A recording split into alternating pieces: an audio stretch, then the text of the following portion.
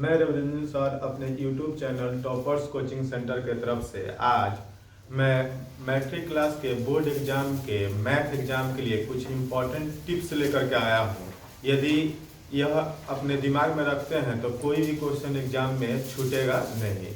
Chapter wise chapter हम लोग revision करेंगे, सभी चैप्टर का रिवीजन करेंगे। तो सबसे पहले पहला जो चैप्टर है वास्तविक संख्या है, रियल नंबर है, उससे क्या क्या क्वेश्चन पूछा जाता है, चलिए हम बोर्ड पर देखते हैं लोग। तो देखिए, वास्तविक संख्या से जो पहला क्वेश्चन पूछा जाता है, निम्न में कौन सा परमेय संख्या है या निम्न में कौन सा अपरमेय संख्या है। तो इसके लिए सबसे पहले हम लोग परमेय संख्या और अपरमेय संख्या का बेसिक कॉन्सेप्ट जानेंगे कि कैसे पहचान पाएंगे कि कौन परमेय संख्या है कौन अपरमेय संख्या है। तो इसके लिए देखिएगा लोग, परमेय संख्या का सबसे पहले कॉन्सेप्ट हमको मालूम होना चाहिए। परमेय संख्या, तो परमेय संख्या का इंग्लिश क्या होता है? Rational number. तो सबसे पहले हम लोग को ध्यान में रखना है कि परमेय संख्या किसे कहते हैं। तो डिफिनेशन सब अभी पढ़े होंगे लोग। वैसी संख्या जो p बट्टा q के रूप में हो, जहां p और q एक पूर्णांक हो तथा q बराबर नहीं 0 हो, परमेय संख्या कहलाता है। मतलब परमेय संख्या वह होता है जो बट्टा में होना चाहिए। मतलब इसका डिफिनेशन अगर दिमाग में नहीं भी रहता है फिर भी कोई दिक्कत नहीं। मतलब एग्जाम्पल हम लोग को समझ में आना चाहिए कि कौन कौन सा परमेय संख्या है कौन कौन सा परमेय संख्या नहीं है। तो चलिए इसके लिए कॉन्सेप्ट दे रहे हैं कि यदि कोई चीज बट्टा में हो, जैसे 1/2, तो यहाँ p बट्टा q के रूप में है, ये तो परमेय संख्या है। इसके बाद देखेंगे लोग 5/2 लिख दीजिए, 7 बट्टा, मतलब कोई भी चीज बट्टा में हो तो p बट्टा q के रूप में है, ये तो परमेय संख्या है नहीं।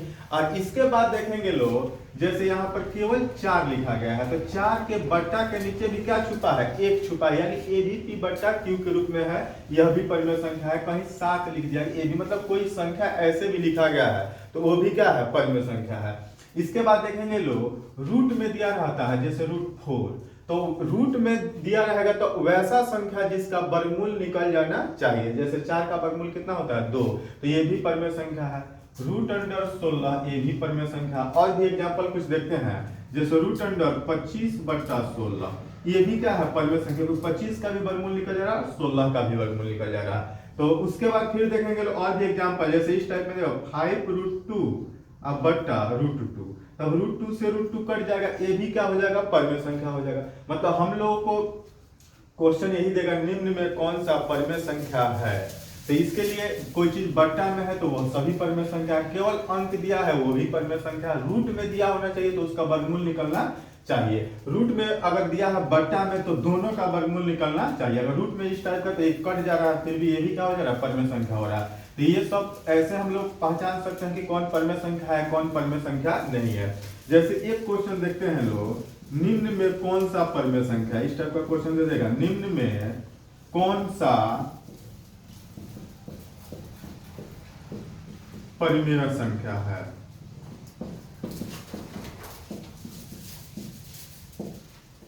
अब देखिए इसमें ऑप्शन हम लोग को एग्जाम में दे देगा, जैसे ए नंबर में दे देगा √3, बी नंबर में दे देगा 2√3, सी में दे देगा √25/81, डी नंबर में दे देगा π/2।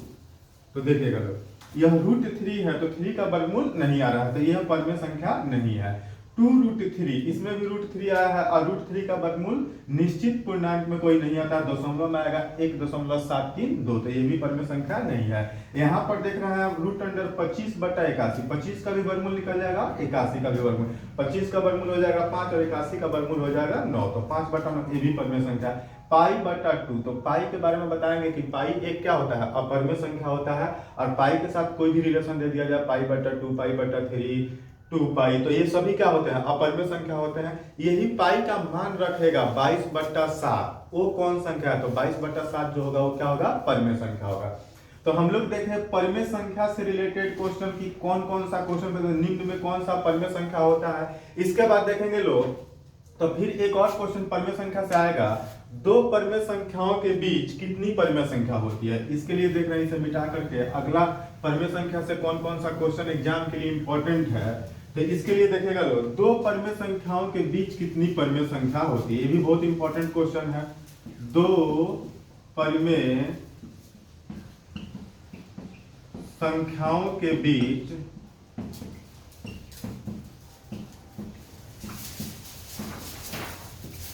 कितनी परिमेय संख्या होती है।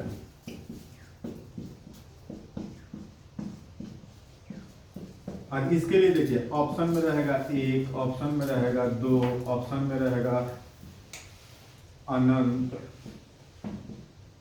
डी में रहेगा 5। तो इसके लिए देखेंगे लोग, दो परिमेय संख्याओं के बीच अनेक परिमेय संख्या होती है। दो परिमेय संख्याओं के बीच अनेक परिमेय संख्या होती है, तो अनेक भी हो सकता है, अनंत भी हो सकता है, अनगिनत भी हो सकता है। ये भी बहुत ही इंपॉर्टेंट क्वेश्चन है एग्जाम के लिए, दो परिमेय संख्याओं के बीच कितनी परिमेय संख्या होती है। तो इसके लिए हम लोग दिमाग में रखेंगे अनंत या अनेक या अनगिनत, तीनों दिमाग में रखेंगे। तो परिमेय संख्याओं से निम्न में कौन सा परिमेय संख्या है, ये क्वेश्चन रहेगा। फिर में दो परिमेय संख्याओं के बीच कितनी परिमेय संख्या होती है, ये क्वेश्चन रहेगा। अब देखेंगे लोग अपरिमेय संख्या का भी थोड़ा कॉन्सेप्ट जानेंगे लोग, अपरिमेय संख्या से भी क्वेश्चन रहेगा एग्जाम में। तो अपरिमेय संख्या के बारे में जानेंगे लोग। ऐसे तो अपरिमेय संख्या का डिफिनीशन आता है, जो संख्या p/q के रूप में नहीं हो उसे अपरिमेय संख्या कहते हैं। लेकिन उससे कुछ विशेष क्वेश्चन हम लोग नहीं पकड़ पाते। हम लोग को दिमाग में ये रखना है कि जिसका वर्गमूल निकालें और वो वर्गमूल निश्चित धनात्मक पूर्णांक नहीं आए तो समलंब आए, तो सभी क्या होता है, अपरिमेय संख्या होता है। एग्जाम्पल हम लोग को दिमाग में रखना है, जैसे √2, जैसे √2 का वर्गमूल निकालेंगे तो 1.414, तो ये क्या है, अपरिमेय संख्या। √3 1.732, ये भी क्या है, अपरिमेय संख्या। इसके बाद √4 सोचिए, तो √4 का वर्गमूल 2 आ जा रहा है, तो ये अपरिमेय संख्या नहीं है, ये है परिमेय संख्या। ये क्या है, परिमेय संख्या। इसी तरह से √5, √6 ये सभी क्या होते हैं, अपरिमेय संख्या होते हैं। और उसके बाद एक और दिमाग में रखिएगा, पाई जो होता है ये भी क्या है, अपरिमेय संख्या। इसका मान देगा 22/7, तो वो क्या है, परिमेय। लेकिन पाई के बारे में बात किया जाए तो पाई क्या है, अपरिमेय संख्या। पाई के साथ कोई भी रिलेशन है, जैसे π/2, π/3, π/4, वो सभी क्या हो जाएंगे, अपरिमेय संख्या हो जाएंगे। इतना दिमाग में रखेंगे लोग। इससे भी क्वेश्चन पूछेगा, निम्न में कौन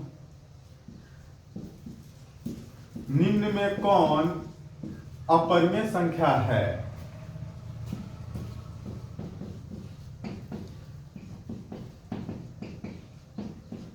निम्न में कौन अपरिमेय संख्या है, जैसे इसके एग्जांपल में ए नंबर में दे देगा √4, बी में दे देगा √16/25, सी में दे देगा √3, डी में दे देगा 5√2/√2।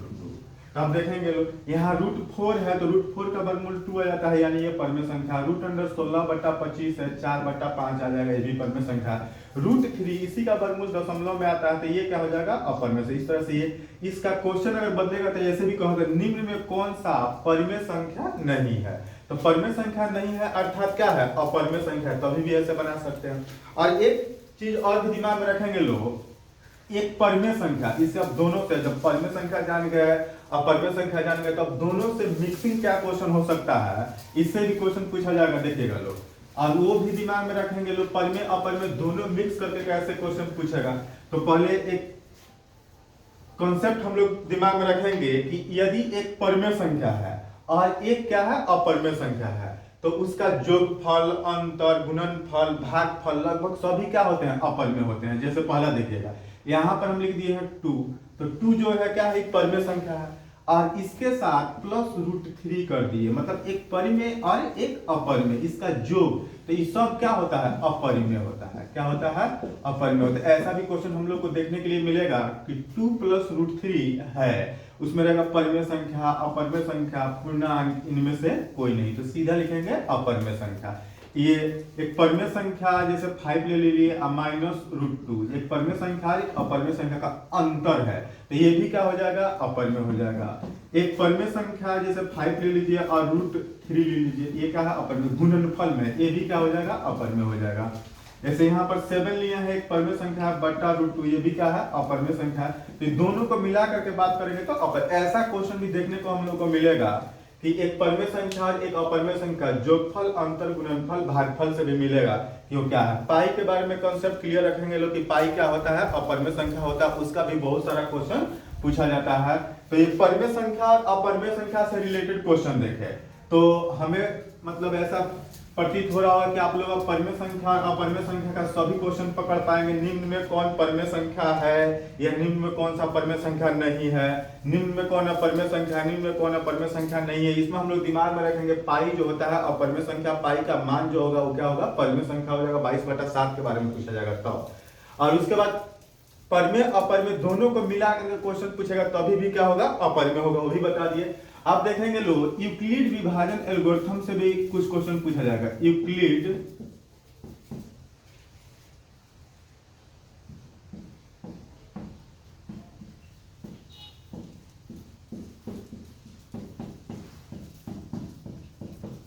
यूक्लिड विभाजन एल्गोरिथम से भी कुछ क्वेश्चन पूछा जाएगा। जैसे यूक्लिड विभाजन एल्गोरिथम हम सभी आदमी को मालूम है क्या होता है, a बराबर BQ प्लस आर, a बराबर BQ प्लस आर, जहां पर a क्या होता है संख्या, b भी क्या होता है संख्या होता है, q भागफल, r क्या होता है शेषफल होता है। तो यूक्लिड विभाजन एल्गोरिथम से क्वेश्चन क्या पूछेगा कि यही क्वेश्चन पूछा जाएगा ऑब्जेक्टिव में कि यूक्लिड विभाजन एल्गोरिथम द्वारा दो संख्याओं का क्या परिकलित किया जाता है, मतलब यूक्लिड विभाजन एल्गोरिथम द्वारा दो संख्याओं का क्या ज्ञात कर सकते हैं। तो सभी हम दिमाग में रखेंगे लोग कि यूक्लिड विभाजन एल्गोरिथम से दो संख्याओं का मौसा ज्ञात किया जाता है, जिसका English highest common factor HCF, मतलब यूक्लिड विभाजन एल्गोरिथम से क्या ज्ञात कर सकते हैं, तो मौसा ज्ञात कर सकते हैं। और इससे एक 2 मार्क्स का भी क्वेश्चन पूछेगा, यूक्लिड विभाजन एल्गोरिथम द्वारा 135 एवं 225 का HCF ज्ञात करें, 2 मार्क्स के। तो 2 मार्क्स के लिए भी मैं कुछ वीडियो बनाऊंगा, उसमें ये सब क्वेश्चन लेकर के आऊंगा कि 2 मार्क्स के लिए कौन कौन सा क्वेश्चन पूछा जाएगा। यदि अभी तक मतलब कोई नए होंगे, मेरे चैनल को सब्सक्राइब नहीं किए होंगे तो सब्सक्राइब कर लेंगे, और ये कॉन्सेप्ट यदि आपको मालूम रहता है तो सभी क्वेश्चन सॉल्व कर पाएंगे।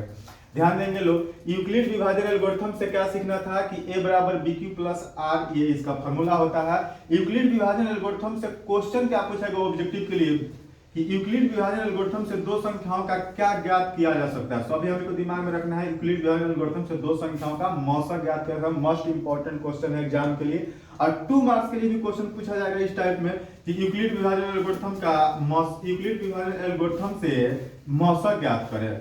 तो यहाँ पर अंक बदल भी सकता है। तो 2 मार्क्स के लिए तो मैं अलग से भी वीडियो बनाऊंगा। अभी ऑब्जेक्टिव कॉन्सेप्ट देते जा रहा हूँ चैप्टर बाय चैप्टर की कैसे हम लोग क्वेश्चन सॉल्व कर पाएंगे, कौन सा क्वेश्चन किस चैप्टर से अधिकतम पूछा जाता है उसके लिए।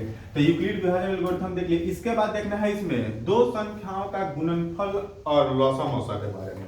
जैसे दो संख्याओं का गुणनफल, इसके लिए ध्यान देंगे लोग, दो संख्याओं का गुणनफल,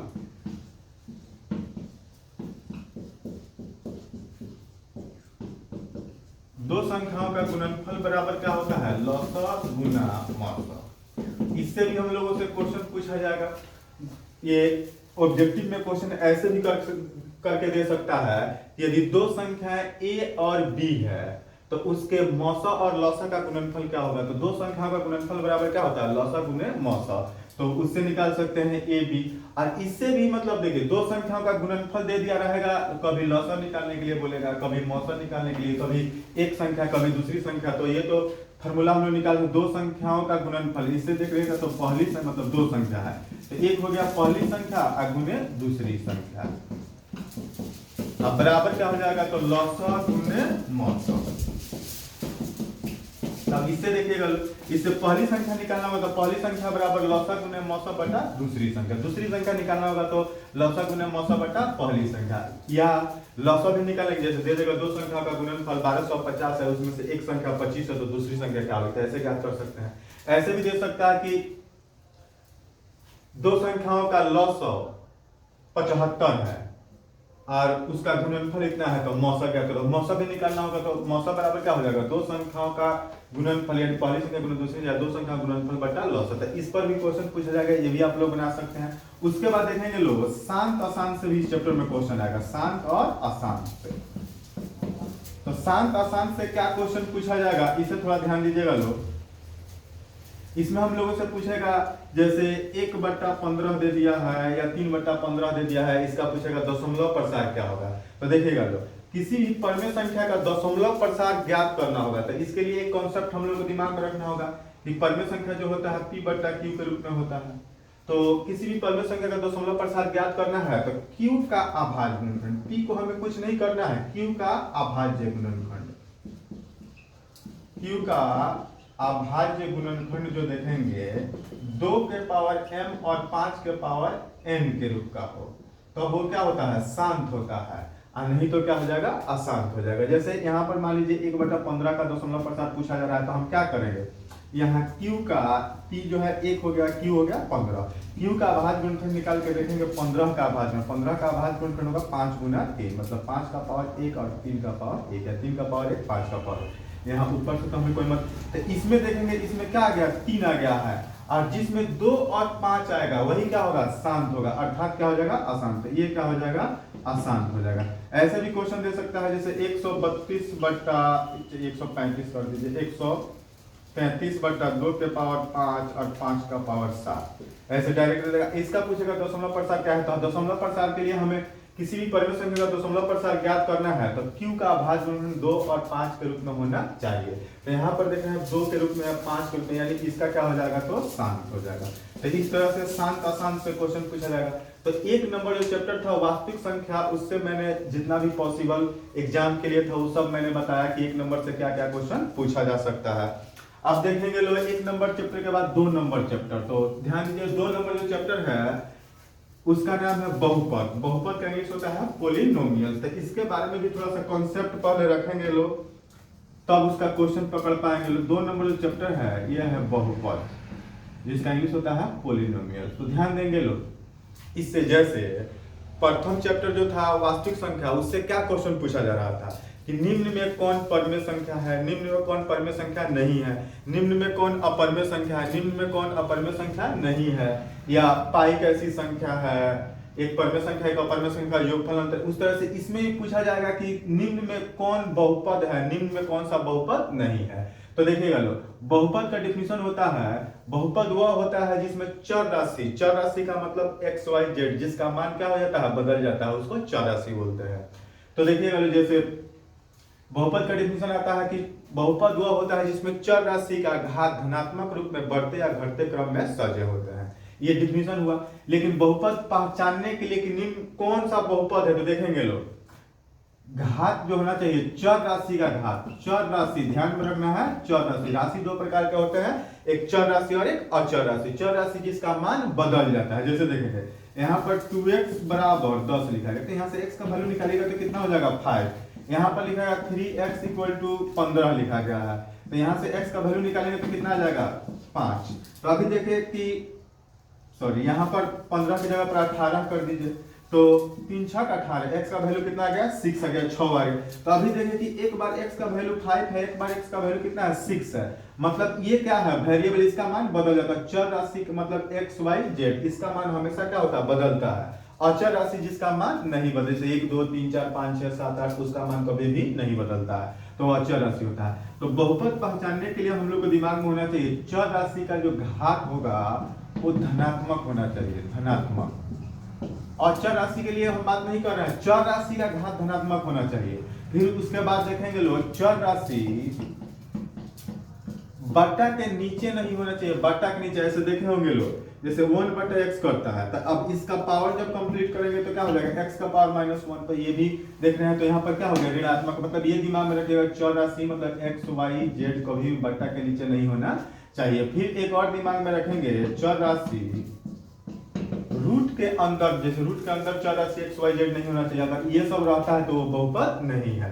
तो बहुपद का कांसेप्ट पहले क्लियर कर लो, चर राशि का घात जो होना चाहिए वो पॉजिटिव होना चाहिए, प्लस में होना चाहिए, चर राशि बट्टा के नीचे नहीं होना चाहिए, चर राशि रूट के अंदर भी नहीं होना चाहिए, तब हम लोग क्वेश्चन पकड़ पाएंगे निम्न में कौन सा बहुपद है, कौन सा बहुपद नहीं है। तो देखिएगा इसका क्वेश्चन, जैसे एक एग्जांपल में मैं बता रहा हूं, निम्न में कौन बहुपद है, निम्न में कौन बहुपद है, जैसे इसका देखिएगा, जैसे ऑप्शन नंबर ए में दे देगा x² + 2x का पावर -1 + 5, बी में दे देगा x² + 1/x + 5, सी में दे देगा x² - 9, डी में दे देगा x square plus root x, इस तरह से दे देगा। तो निम्न में कौन बहुपद है, चाहे निम्न में कौन सा बहुपद नहीं है, इससे गिन के रखे लो, क्वेश्चन निश्चित रूप से पूछा ही जाएगा। निम्न में कौन बहुपद है, तो देख रहे हैं अभी बहुपद का मैंने कॉन्सेप्ट बताया कि चर राशि में पावर माइनस नहीं होना चाहिए, चर राशि एक्स वाई जेड बटा के नीचे नहीं हो, चर राशि रूट के अंदर नहीं होना चाहिए। यहाँ पर देख रहे हैं पावर पे क्या है, माइनस, यानी ये बहुपद नहीं है। यहाँ पर देख रहे हैं चर राशि एक्स वाई जेड बटा के नीचे, ये भी बहुपद नहीं है। यहाँ पर देख रहे हैं चर राशि एक्स वाई जेड रूट के अंदर, ये भी बहुपद नहीं है, यानी ये क्या हो जाएगा, बहुपद हो जाएगा। तो इस तरह से आप लोग कौन सा बहुपद है कौन सा बहुपद नहीं, इसका भी क्वेश्चन पकड़ सकते हैं लोग। चलिए बहुपद के बारे में और भी देखेंगे। बहुपद पद के आधार पर भी 3 प्रकार के होते हैं, एक पदी बहुपद, द्विपदी बहुपद, त्रिपदी बहुपद। घात के आधार पर भी बहुपद 3 प्रकार के होते हैं, रैखिक बहुपद, द्विघाती बहुपद, त्रिघाती बहुपद। तो ज्यादा इंपॉर्टेंट है घात के आधार पर, घात के आधार पर क्वेश्चन पूछा जाएगा। तो घात के आधार पर 3 प्रकार के होते हैं, एक होता है क्या, तो रैखिक बहुपद, दूसरा होता है द्विघाती बहुपद,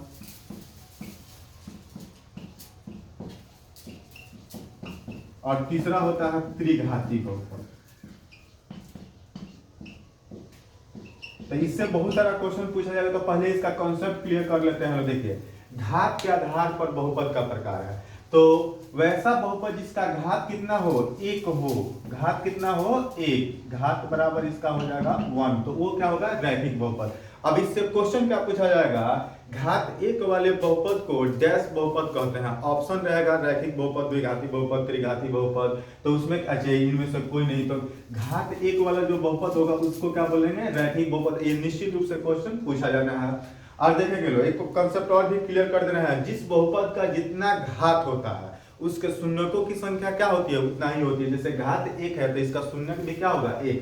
इसका एग्जांपल एक समझ लीजिए, जैसे यहाँ पर x + 5 है, ये क्या है, रैखिक बहुपद, क्योंकि x का घात कितना है, 1 है। शून्यक निकालना है तो किसी भी चीज का शून्यक निकालना होता है, बराबर के बाद में क्या कर देंगे, 0। अब यहाँ से समीकरण जैसा हल कर लीजिए, x बराबर इधर +5 है -5, तो ये इसका क्या हो गया, शून्यक हो गया। तो रैखिक बहुपद के कितने शून्यक होते हैं, तो 1, घात भी 1 होता है। ये क्वेश्चन में फिर देखें द्विघाती बहुपद, तो द्विघाती बहुपद वैसा बहुपद जिसका घात कितना हो, 2 हो, उसे क्या बोलते हैं, द्विघाती बहुपद। और द्विघाती बहुपद के कितने शून्यक हो जाएंगे, तो 2। ये क्वेश्चन निश्चित रूप से पूछा जाएगा, द्विघाती बहुपद के कितने शून्यक होते हैं, तो द्विघाती बहुपद के कितने शून्यक होते हैं, 2। और इससे क्वेश्चन पूछा जाएगा घात 1 वाले बहुपद को क्या कहते हैं, तो रैखिक बहुपद। इसका भी देख लेंगे, जैसे x² + 7x + 10 दे दिया, तो आप लोगों को बताए थे कि ऐसा अगर द्विघाती बहुपद में इसका शून्यक निकालना हो तो बराबर के बाद में 0 करके गुणनखंड विधि से भी हल कर सकते हैं। मैंने बताया था कि अगर सिंपल सा बिना बनाए भी बना सकते हैं, कि इसको कैसे बनाते हैं, पहले वाले टर्म को बिल्कुल सम, दूसरे वाले टर्म को कुछ इस प्रकार जोड़ते हैं कि जोड़ने पर बीच वाला, गुना करने पर लास्ट वाला, फिर लास्ट वाले टर्म को लेते हैं, तो वही तोड़ लीजिए, उसका साइन चेंज कर दीजिए। जैसे यहाँ जोड़ने पर कितना आना चाहिए, 7, और गुना करने पर कितना आना चाहिए, 10। तो यहाँ पर हम लिख सकते हैं 5x और 2x, 5 2 7 5 गुना 10।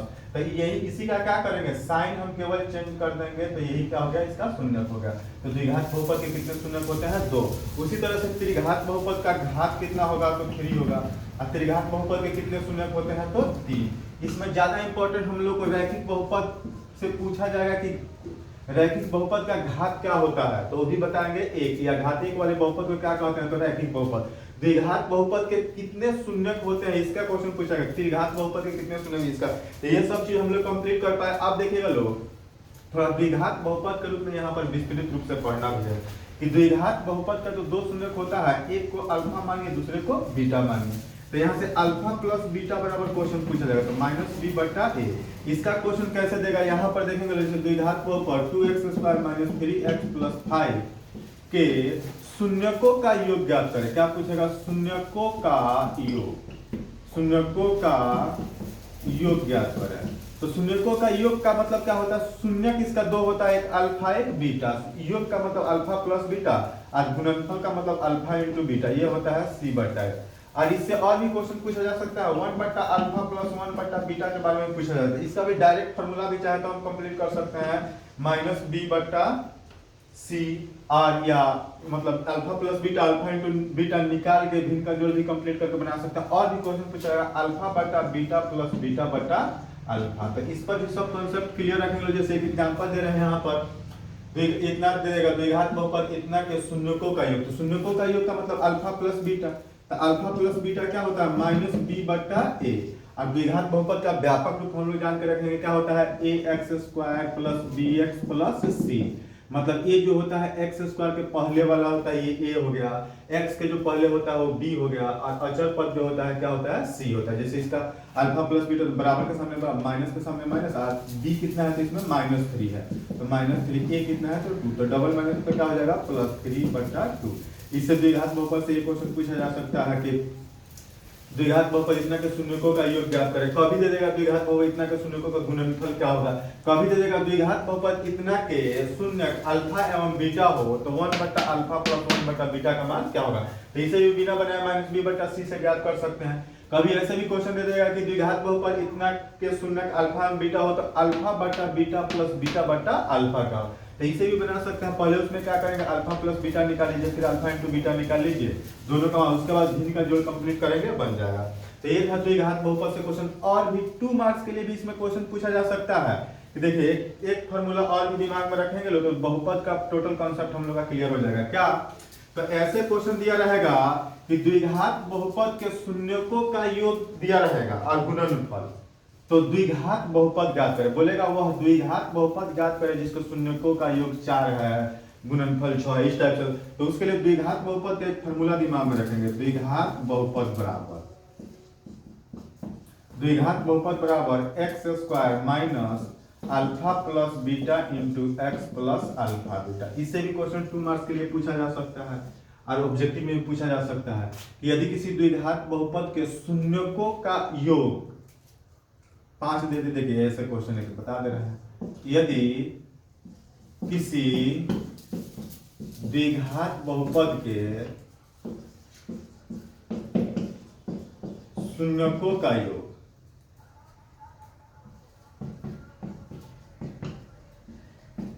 शून्यकों का योग 5 एवं गुणनफल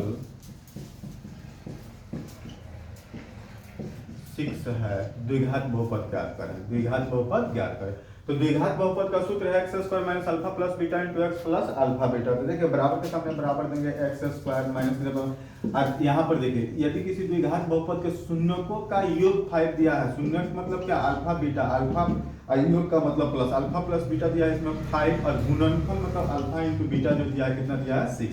तो यहाँ पर हो जाएगा x square minus alpha plus beta की जगह पर कितना हो जाएगा 5, और एक्स अल्फा बीटा की जगह पर कितना दे देगा 6। तो ये हम लोग का क्या हो गया आंसर हो गया। अगर कोई चीज बट्टा में रहता है, इसमें बट्टा में रहता है तो जितना भी बट्टा में आता है उतना से गुना करके बट्टा को क्या करते हैं हटा देते हैं। तो इस टाइप से हम लोग का ये 2 नंबर चैप्टर का कंप्लीट हुआ। इसके बाद अगर हम लोग देखते हैं तो चैप्टर नंबर 3 है 2 चर वाला रैखिक समीकरण, 2 चर वाला रैखिक समीकरण युग्म। उसमें भी कुछ बेसिक कॉन्सेप्ट क्लियर रखेंगे लोग, उसका भी क्वेश्चन हम लोग को आएगा। इसमें ग्राफिक डी भी काफी इंपॉर्टेंट चैप्टर, यदि 1 2 3 चैप्टर भी कंप्लीट रखते हैं तो 30 से 35 नंबर का क्वेश्चन हम लोग इससे ही सॉल्व कर पाएंगे लोग। देखिएगा लोग 2 चर वाले, इसका कॉन्सेप्ट देख लेंगे लोग। 2 चर वाले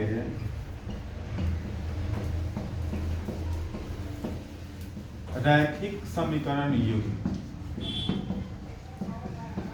तो थोड़ा ध्यान दीजिएगा लोग 2 चर वाले रैखिक समीकरण युग्म। तो 9th क्लास में हम लोग पढ़े होंगे लोग केवल 2 चर वाले रैखिक समीकरण, तो उससे भी क्वेश्चन 1 2 पूछा जाता है। 2 चर वाले रैखिक समीकरण का व्यापक रूप, केवल इतना का बात कर रहे हैं, 2 चर वाले रैखिक समीकरण, 2 चर वाले रैखिक समीकरण का व्यापक रूप होता है ax + by + c = 0। तो ये व्यापक रूप भी पूछा जा सकता है। 2 चर वाले रैखिक समीकरण का आलेख का व्यापक रूप है, क्या है व्यापक रूप। 2 चर वाले रैखिक समीकरण का आलेख अगर पूछ देता है तो क्या हो जाएगा सरल रेखा। 2 चर वाले रैखिक समीकरण के कितने हल होते हैं, तो हल पूछेगा तो अनेक। ये किसके लिए, तो 2 चर वाले रैखिक समीकरण के लिए। यही जब युग्म का इंग्लिश होता है पेयर, पेयर मतलब क्या होता है जोड़ा। जब इस टाइप का 2 इक्वेशन हो जाए मतलब a1x + b1y + c1 = 0, a2x + b2y + c2 = 0, ये क्या है युग्म है। युग्म का मतलब हो गया कि उसमें 2 समीकरण रहेगा, जोड़ा होगा। ये सिंगल समीकरण है तो ये 2 चर वाला रैखिक समीकरण, तो इसका आलेख सरल रेखा, इसका हल क्या होता है अनेक। अब देखिए अब इसके आलेख और इसके हल के बारे में भी क्वेश्चन पूछा जाएगा, तो इसके लिए देखिएगा लोग क्वेश्चन निश्चित रूप से इससे पूछा जाएगा। तो इसके लिए हमें एक कॉन्सेप्ट दिमाग में रखना है क्या, तो यहाँ पर शर्त बता रहे हैं, यहाँ पर हल बता दे रहे हैं, यहाँ पर आलेख बता दे रहे हैं। अब देखिए शर्त कभी a1 बट्टा a2 बराबर नहीं b1 बट्टा b2, मतलब यहाँ पर जैसे देखिए यहाँ पर 2x plus 3y minus 12 equal to 0, यहाँ पर दे देगा 5x plus 4y minus 10 equal to 0। तो ये क्या है, दो चर वाला रैखिक समीकरण युग्म है। अगर इससे क्वेश्चन पूछा कि मतलब देखिए दो चर वाले रैखिक समीकरण युग्म के कितने हल होते हैं, तो युग्म का हल निकालने के लिए पहले इसमें a1 बट्टा a2 b1 बट्टा b2 c1 बट्टा c2 का तुलना करते हैं। मतलब a1 बट्टा a2 इसमें से निकाल सकते हैं कितना, 2 बट्टा 5, b1 बट्टा b2 3 बट्टा 4, c1 बट्टा c2 माइनस 12 बट्टा माइनस 10। अब माइनस माइनस कर दो अपने, तो जब a1 बट्टा a2 बराबर नहीं b1 बट्टा b2 होगा तो इसका हल अद्वितीय होगा। क्या हल होगा, अद्वितीय। अद्वितीय का मतलब एक हल। अब इसी क्वेश्चन को हम लोग सॉल्व भी करते हैं जिसमें a1 बट्टा a2 बराबर नहीं b1 बट्टा b2 हो। इसका आलेख जो होगा, आलेख होता प्रतिच्छेदी। अब देखिए जैसे ऐसे इसमें कोई क्वेश्चन पूछ दे कि दो चर वाले रैखिक समीकरण से जैसे 2x plus 3y minus 12 equal to 0 के कितने हल होंगे, तो ऐसे ही बता सकते हैं अनेक। इसका आलेख क्या होगा, तो सरल है, ऐसे ही बता सकते हैं। लेकिन जब इसी के साथ एक और समीकरण दे देगा तो a1 बट्टा a2 b1 बट्टा b2 c1 बट्टा c2 निकाल के तुलना करेंगे। अब देखिए जैसे a1 बट्टा a2 बराबर नहीं b1 बट्टा, तो अद्वितीय हल होगा, इसका आलेख क्या होगा, प्रतिच्छेदी। ऐसे a1 बट्टा a2 बराबर b1 बट्टा b2 अब बराबर नहीं c1 बट्टा c2, ऐसे इस टाइप का भी कंडीशन आएगा। तो इसके लिए कोई हल नहीं, कोई हल नहीं, मतलब इसका हल ही नहीं निकला है। इसका आलेख जो हो जाएगा क्या हो जाएगा, समांतर हो जाएगा। इसके बारे में भी कंसेप्ट आप लोग बताएंगे कि समांतर क्यों होता है। यहाँ पर तीसरा देखेंगे तो a1 बट्टा a2 बराबर b1 बट्टा b2 बराबर c1 बट्टा c2, इसमें तीनों ही क्या रहेगा, बराबर। तो इसका हल होगा अनेक, इसका आलेख जो होगा समपाती होगा। तो थोड़ा ध्यान दीजिएगा लोग। देखिए आज इससे हम लोग को ग्राफीय विधि से भी क्वेश्चन पूछेगा, 5 मार्क्स के लिए एक नोट करके रख लीजिए।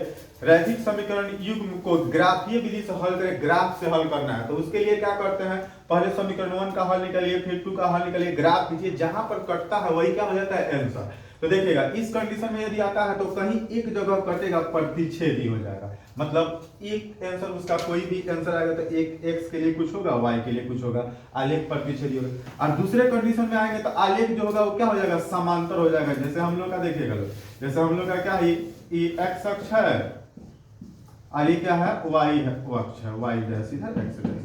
तो इसमें देखिएगा इसका आलेख जो होगा समांतर हो जाएगा। जैसे एक ऐसे आएगा तो दूसरा ऐसे, कभी भी आपस में कटेगा नहीं। तो इसीलिए इसका है कोई हल नहीं। इसका अगले का देखेंगे 3 नंबर कॉन्सेप्ट में, 3 नंबर जो शर्त लिखा है उसके लिए, तो इसका आलेख समपाती हो जाएगा। मतलब एक ही, मतलब जितना भी पॉइंट है सब इसका क्या है, हल ही अनेक हल होता है। तो हम लोग को हल करने के लिए यही क्वेश्चन रहता है। तो इससे क्वेश्चन एक 2 मार्क्स में पूछा जाएगा कि निम्न रैखिक समीकरण युग्म को प्रतिस्थापन विधि से हल करें या बीजगणित विधि से हल करें, तो हल कर सकते हैं। और उसके बाद एक 5 मार्क्स के लिए तो निश्चित रूप से क्वेश्चन आएगा ग्राफीय विधि से हल करने के लिए, तो हल ज्ञात करेंगे। ऐसे लॉन्ग क्वेश्चन के लिए मैं और भी वीडियो लेकर के आऊंगा। ऑब्जेक्टिव अभी कॉन्सेप्ट में बताते चल रहा हूँ प्रत्येक चैप्टर का। तो इससे क्या क्वेश्चन पूछेगा, एक बार थोड़ा गौर करेंगे लोग कि रैखिक समीकरण युग्म ऐसा दे देगा, आप पूछेगा इसके कितने हल होते हैं। पहले क्या करेंगे, a1 बट्टा a2 b1 बट्टा b2 c1 बट्टा c2 निकाल के तुलना करके बता सकते हैं कितने हल हो। कभी कभी दे देगा यहाँ पर k दे देगा, k के किस मान के लिए रैखिक समीकरण युग्म के कभी अनेक हल होंगे, कभी कोई, तो कैसे अनेक हल के लिए जो शर्त है वही रखेंगे, क्रॉस मल्टीपल गुना करके निकाल सकेंगे। तो ये 3 नंबर चैप्टर तक मैंने आप लोगों को बताया कि कैसे क्वेश्चन सॉल्व करेंगे लोग। और भी चौथा चैप्टर 5वां चैप्टर इसका और भी वीडियो लेकर के आऊंगा, लॉन्ग क्वेश्चन का भी मैं वीडियो लेकर के आऊंगा। यदि अभी तक आप लोग मेरे चैनल को सब्सक्राइब नहीं किए तो सब्सक्राइब करें और इसका लाभ उठाएं।